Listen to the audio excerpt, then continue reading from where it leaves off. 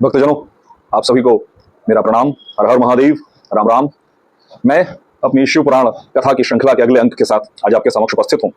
कथा को आगे बढ़ाऊं उसके पहले एक ऐसा विषय है जो मेरे समक्ष आया, और जब से मैंने कथा वाचन प्रारंभ किया था तब से ये विषय आता रहा, कई बार आया, और आज थोड़ा सा ज्यादा स्पष्ट रूप से एक चर्चा में एक हमारे साथी से चर्चा होने लगी, तब वो विषय और ज्यादा मेरे लिए घनीभूत हो गया, इसलिए आप लोगों के साथ साझा कर रहा हूं। आप कह सकते हैं उसमें ये एक मोनोलॉग है, एक विचार है, परंतु जो विषय था वो ये था कि कथा वाचन क्या एक व्यवसाय है, प्रोफेशन है, धंधा है, पेशा है? मुझे नहीं लगता। हालांकि एक कथावाचिका जी जिनको गुची के बैग्स के साथ देखा जाता है, और उन बैग्स को डिफेंड करते हुए उन्होंने ये कहा कि कथावाचन मेरा पेशा है, व्यवसाय है, धंधा है, प्रोफेशन है।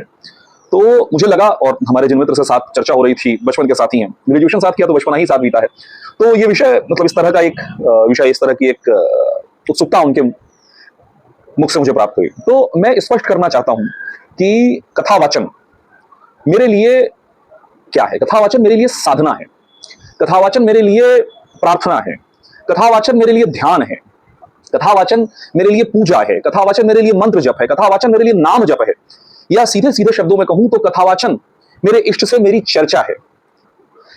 मैं अपने आराध्य भोलेनाथ, मां भगवती, अपने प्रिय सखा जिन्होंने ये जीवन को संभालने का सामर्थ्य दिया, वेणी माधव जी महाराज, उनकी यश गाथा, उनकी गुण गाथा कहता हूं।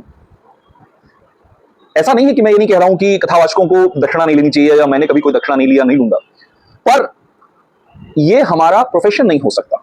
मेरा ऐसा मत है, मेरे अल्प बुद्धि के अनुसार ये मेरा मत है कि यह हमारा प्रोफेशन नहीं हो सकता, ये हमारा पेशा नहीं हो सकता, ये हमारा धंधा नहीं हो सकता।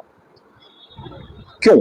क्योंकि जिस क्षण हम इसको प्रोफेशन, धंधा, पेशा कहने लग जाएंगे, उस क्षण हम इसकी सैंक्टिटी, इसकी जो पवित्रता है, उसको घटा देंगे। अगर आप देखें, चाहे भागवत जी हो, चाहे शिवपुराण हो, दोनों में ही कथावाचक के लिए बहुत सारे नियम आते हैं।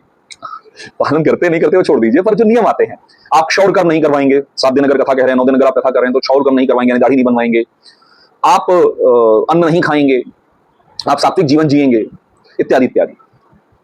तो अगर ये एक प्रोफेशन होता, एक धंधा होता, तो क्यों ऐसे नियम होते? तो भक्तजनों, मेरा स्पष्ट मत है कि कथावाचन धंधा, पेशा, प्रोफेशन नहीं हो सकता।